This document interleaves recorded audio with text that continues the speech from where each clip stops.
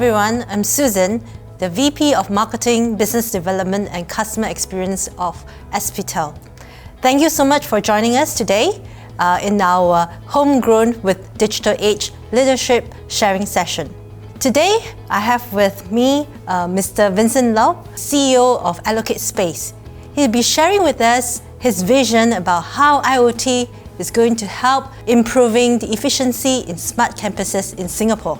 Thank you so much, Vincent, for joining us. Thank you for having me, Susan. So, would you like to share a little bit about yourself? Sure. I'm the CEO of Allocate Space. We are a space automation company that uses infrastructure IoT. Our platform itself allows property owners to actually manage their facilities as well as their assets on site. Right, before we begin, could you please give us a little bit of background on Allocate Space? Allocate Space actually started off back in 2020. We are actually a spin-off from our parent company, Massive Infinity. We started this focusing on PropTech specifically because we see a gap in the market. And 2020 being the pandemic year, we realized how important that is because if you saw the news right after the whole circuit breaker, there were situations where you have falling aircon ducts and people are not able to understand fully what's going on in a facility, right? Especially if people are down with COVID. Great. Could you share a little bit more on what are some of the considerations when it comes to smart campus deployment? I think one of the things about campuses is it's made up of multiple facilities and multiple buildings. So as a result of that, you need to have ability to actually book multiple spaces in multiple locations within the entire campus itself. And on top of that, you need to have a tiered kind of a membership in terms of the users who are using those spaces, right? Because you have people who are the faculty, you have the students, you also have partners of those campuses. So ultimately, you need to have a system in which you could monitor the utilization of all these facilities, which could be lecture theatres, labs, and with that, you should be able to book these spaces and assign them to the correct users on the ground. And I think this is where IoT comes in very handy, because in the past, you would actually need to have people, facility managers going down to unlock a door, switch on or switch off the lights when things are done. But in this day and age, there's no need to, right, with IoT. That sounds interesting. By any chance, would you be able to share with us some possible smart campus use cases? Sure. I think our very first smart campus use case actually started with NTU. Over in NTU, we just recently launched one of this space, which is in fact a living lab called as part of the Center of Innovation of Energy called Ecolabs. And the purpose of that is in fact to allow for us to do things like baselining of various kinds of devices and even understanding the energy requirement, right? Because these days sustainability is actually a very big thing. So a lot of campuses today in fact are branding themselves as eco-campus, right? And sustainability is only made possible if you have the ability to actually monitor in real time how exactly things are being utilized, especially your energy consumption, right? So what Allocate Space is able to do is that not only do we automate, but by connecting to multiple IoT devices, we are able to actually track all this for them, and then you will know exactly how much of energy you're actually using per facility. But would you be able to tell us a little bit more some of the challenges faced in the deployment of IoT solutions? The problem is that most of the IoTs that you see today is actually centralized control, meaning that all these IoT devices are in fact connected back to the cloud. So when we actually use an application to actually control some of these devices or even get data from these devices, we actually interface not directly with the device, but with the cloud empowering it.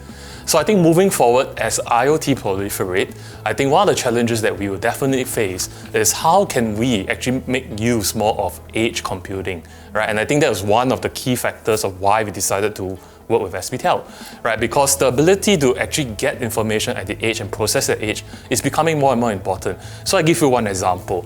Security is actually quite a paramount thing, especially on campuses, right? So you don't want a situation where data always have to leave the campus, all right, and going back to a centralized cloud. When in actual fact, you could actually do the processing on site using an edge compute, and all we need is actually the processed data. So that keeps the data set anonymized, right? So for example, that will be with video analytics, right? Campuses have a strict ruling that you can't have face information of people leaving the campus. So what do you think connectivity providers can do to help ease some of these challenges? Usually in a typical smart home, you only have a handful of devices, right? Very seldom people say that I have 30 or 40, 50 devices in your home, right? But if you're looking at it from a commercial scale, in the smart campus per se, right? Just one NTU Ecolabs alone, it's already 100 over devices, right? So if you are to scale this campus wide and do it for every single facility, right? And not just the building themselves, you are literally going to have thousands of devices, right? So that will give rise to the first problem that you mentioned, right? How do you actually manage that many devices on the network? And that is actually one of the things that we could do with SPTel's platform. And regarding the IoT protocol part, actually that is where that challenge lies in, because normally when you start installing devices, you need to actually do a lot of different extra configuration work in order for you to start interfacing with those devices, right? But the thing is that if you are able to already have a platform for IoT devices, like for example, SPTel's LoRa-based network, alright, it actually makes our life a little bit more easier because we can skip certain steps and we can actually jump straight into the utilization of the device, and spend less time on onboarding. The second thing, of course, is how can we be certain that this data and this control over all these devices, is off a separate network from the current one. Because it doesn't make sense that if you actually pipe all these thousands of devices with the same network as the users, which could be in the hundreds or even thousands, and you'll be having both users and things competing for the same bandwidth. Right? So that doesn't really make sense. And it's actually not good from a security standpoint either, right? Which is why having it as a separate network is another advantage that we have with SPTel. And of course, your virtual firewall actually helps with the security part. When there are so many dependency on the data as well as the devices out there, which is placing at all the remote location, how do you secure all these devices as even the data? Imagine with occupancy sensors that we deployed throughout the campus, over time, you literally know how is the traffic like. Which means that if I am a terrorist or anyone who wishes to strike a particular place, I will literally know when's the best time, right? To strike or even to steal something, right? And so some of this data then has a sensitive nature to it.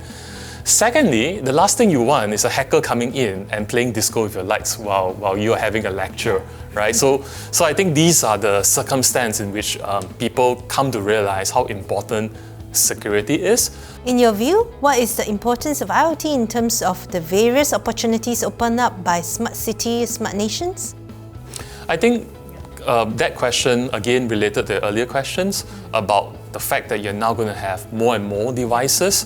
So while you could do this in a piecewise manner, where you actually put certain number of devices per campus, per building, that's going to take a rather long kind of a road to actually do it in a piecewise manner.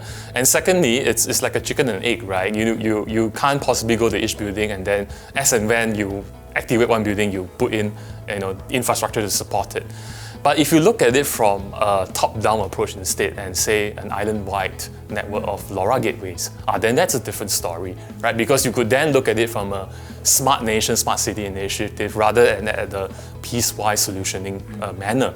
So this will allow us to kind of change the way we think. So for example, within the building itself, we could still have all our smart facility kind of a solution, but then we can start thinking about what about the rest of the campus outside of the building, right? We could make use of the outdoor gateways, we could put sensors along the pathway, we can have smart dustbins, throughout the whole campus grounds itself. There's a lot more things you could do, once you look at it from a city standpoint.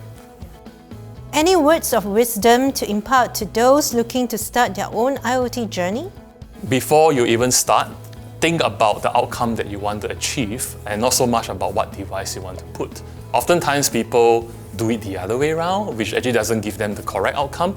So do not worry about what device to use, what protocol to use, but think about what is that outcome that you want in terms of an output, a data, and then you work backwards and you will naturally be able to determine what kind of solution and devices to use after that. Thank you, Vincent, for sharing all this very insightful information with us. Thank you so much. You're most welcome, Susan.